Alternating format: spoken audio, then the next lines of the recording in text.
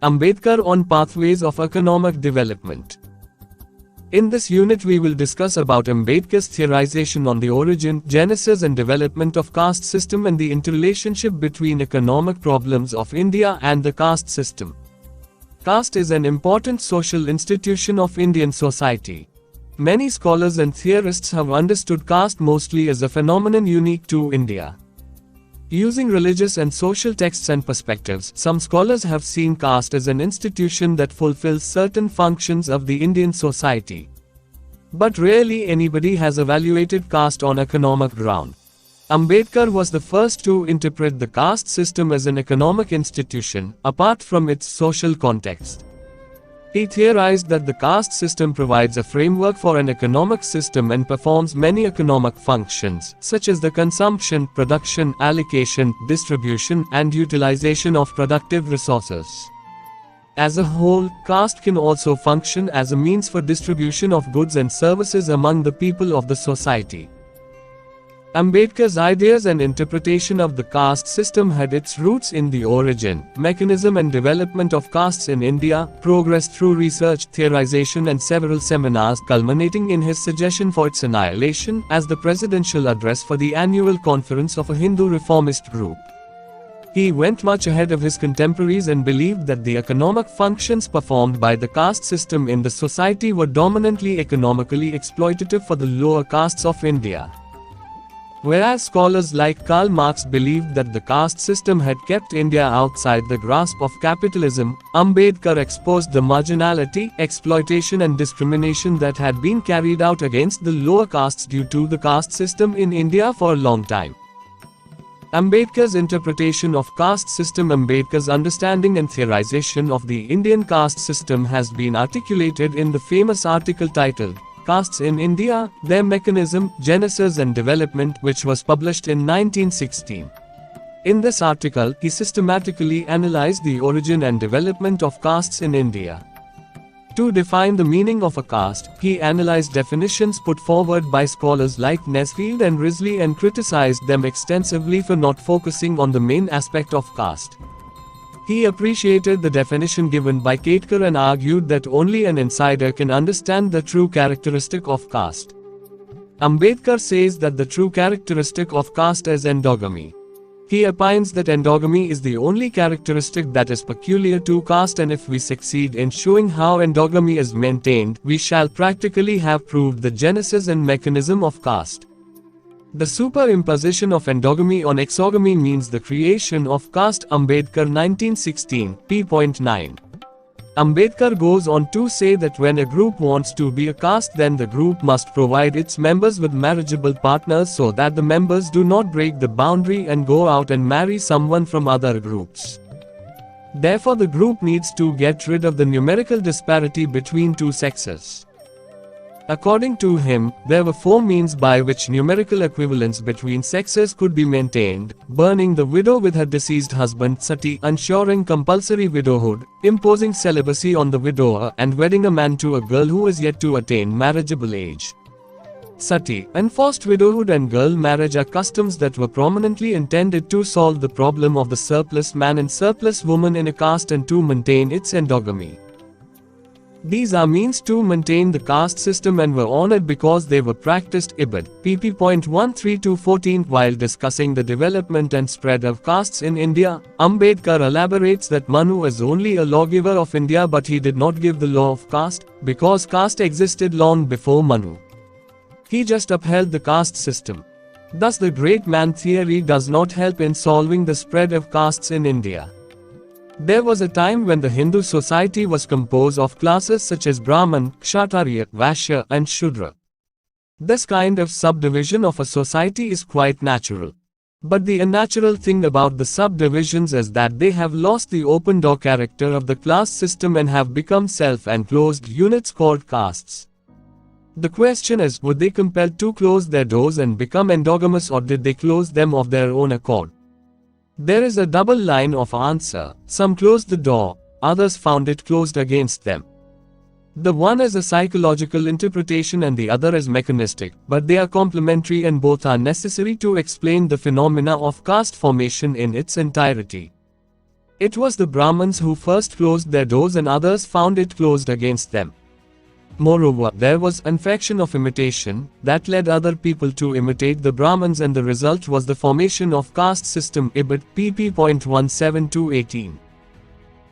The Hindu social order is based on the following three interrelated principles: I. Predetermination of social, religious and economic rights of each caste based on birth, e. The unequal and hierarchical graded divisions of these rights among the castes, and e. Provision of strong religious and economic ostracism supported by social and religious ideology to maintain the Hindu social order. According to Ambedkar, the doctrine of inequality is the core of the Hindu social order. Ambedkar 1987. The caste system is governed by rank and gradation, where the rights and privileges increase in ascending order from untouchables to Brahmins. It is a hierarchically interlined system. In this context, caste cannot exist in singular, it always exists in plural numbers. No caste can be looked at in isolation. The castes can only be viewed as a pyramidal structure with Brahmins at the top and untouchables at the bottom. So castes are required to be understood as a system of societal governance which are interlinked in unequal measures of cultural, social, religious and economic relations with each other. Ibid. Economic analysis of the caste system along with the social understanding of the caste system. Ambedkar also provided us with an economic analysis of the caste system. He put forward the economic analysis of caste in his famous and debatable article titled Annihilation of Caste, published in 1936. According to him, the caste system is an economic institution and performs a number of economic functions in Indian society. He says caste is nothing but an enclosed class. During his period, the Orientalist understanding of caste was dominant, and caste was not seen as another form class, rather caste was understood as being opposite to class. In this connection, Karl Marx, who popularized the concept of class, was of the opinion that India has remained outside the purview of capitalism due to its unique mode of production and division of labor based on caste system. Marx even went on to claim that Asiatic mode of production based on caste system was not exploitative and discriminatory. Max Weber also talked of caste as status groups. There are numerous other understandings of caste on religious grounds. But Ambedkar's interpretation of caste was different. By defining caste as an enclosed class, Ambedkar shows that exploitative, marginalized and discriminatory factors are present within the caste system. He further argues that class is found in almost all societies, but caste is a more degraded form of social stratification as it is based on one's birth and one is not allowed to choose his/her preferred means of livelihood. Ambedkar in his Annihilation of Caste says that caste is not merely a division of labor, it is also a division of laborers. He accepts that any civilized society that needs to develop economically needs division of labor, but caste is the division of labor accompanied by an unnatural division of laborers into watertight compartments. It is a hierarchy in which the division of laborers is graded one above the other. Ambedkar argues that the caste system and its division of laborers restrict individual aptitudes, because of which India has not progressed economically. Any society that wants to develop economically and socially must give freedom and liberty to individuals to develop their competency and make their own career. But this principle is violated in the caste system as it appoints tasks to individuals in advance, and tasks are not selected on the basis of trained original capacities, but on social status of the parents. Ambedkar strongly states that the stratification of occupations as a result of the caste system is not spontaneous and is positively pernicious. Ambedkar 1936. The caste system's fundamental characteristic is that each caste has fixed economic rights, with restrictions on change that induces forced exclusion of one caste from the rights of other castes. In this context, Ambedkar, putting forth the conditions and requirements of an industrial society, articulates that industry is not static and undergoes rapid and abrupt transformations and changes. Given this kind of a dynamic structure, an individual must be free to change his occupation. If the individual does not have the liberty to change his occupation with the change in circumstances, then he will be devoid of his livelihood. But caste system is an institution that does not allow an individual to change his or her occupation as it is given and decided by one's birth and caste. In addition, Ambedkar here addresses the issue of poverty, deprivation and unemployment in the Hindu society of India.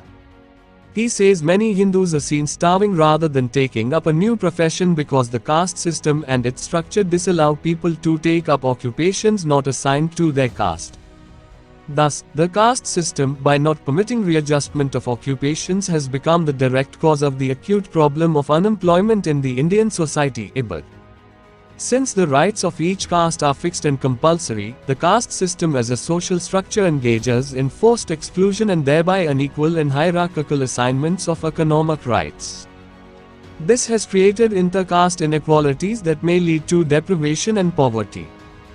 Deprivation and poverty are avoidable if each and every caste individual has access to a reasonable source of livelihood in his or her ordained occupation.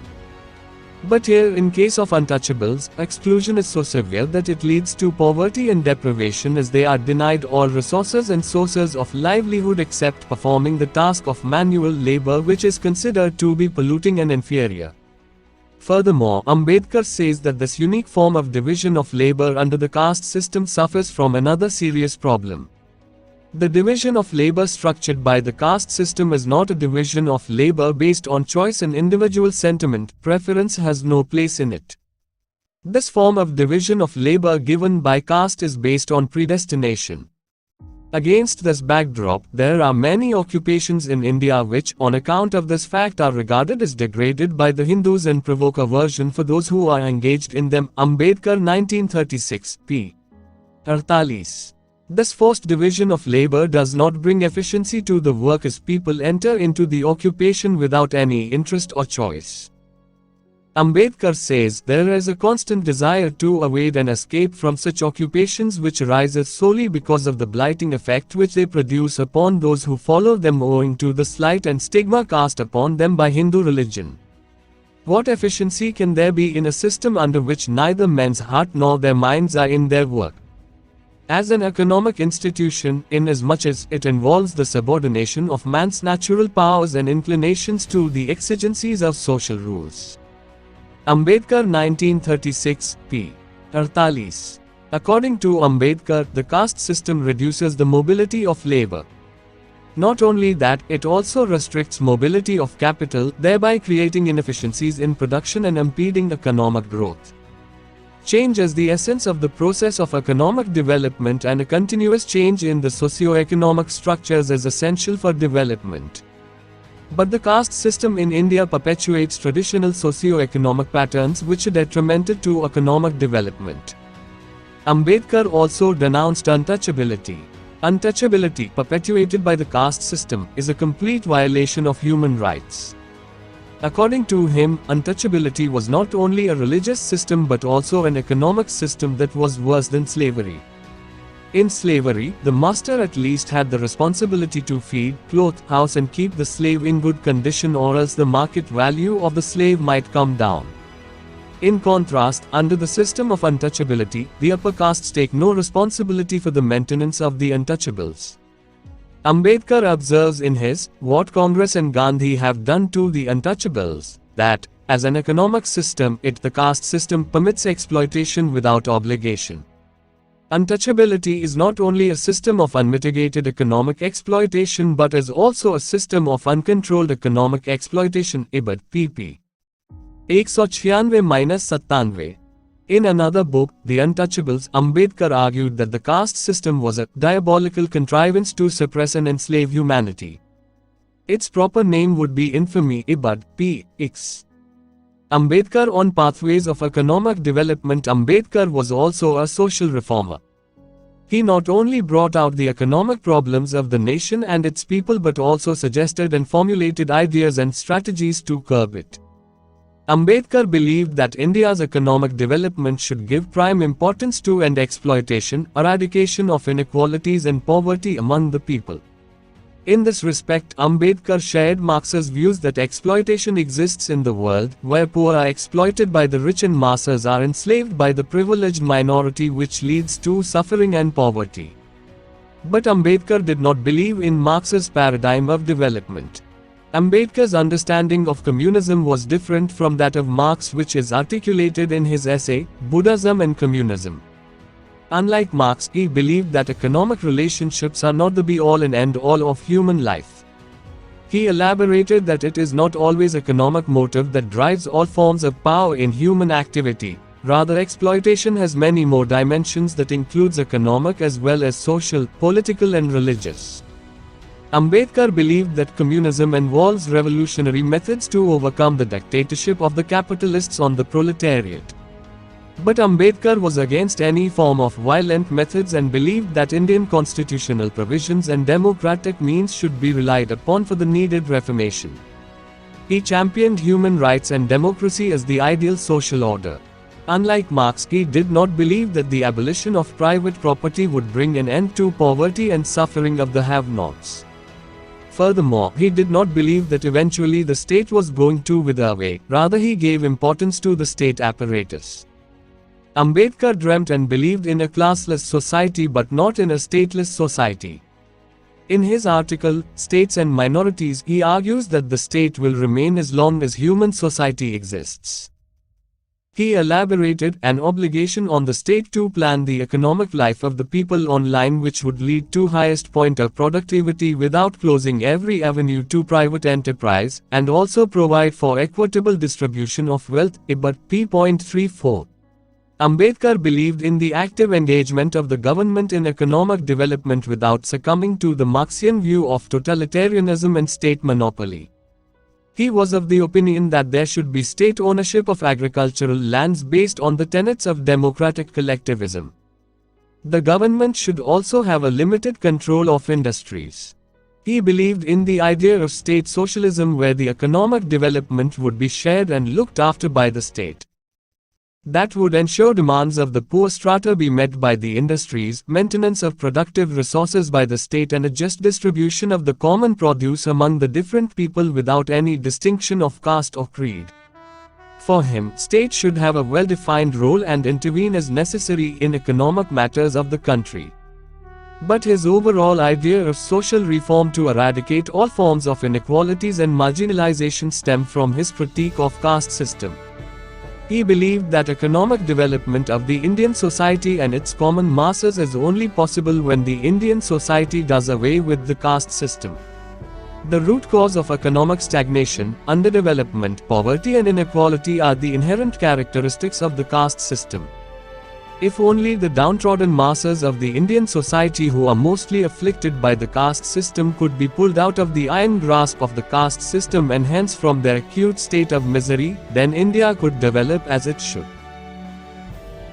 Therefore, according to him, in order to promote economic progress, India should eradicate caste system and in this process the state and the constitution, based on the principles of democracy, should ensure distributive justice and follow an inclusive policy where the marginalized sections play an active role in society. Let us sum up. In this unit we discussed the economic aspect of the caste system in India as understood by B.R. Ambedkar, who stressed that the caste system should be understood in economic terms, along with other terms such as social, religious and political. We also studied that the root cause of India's economic problems like unemployment, poverty and deprivation was interwoven in the caste system of the Hindu social order. Furthermore, we also dealt with alternative paths of development guided by the philosopher, social reformer and economist B.R. Ambedkar.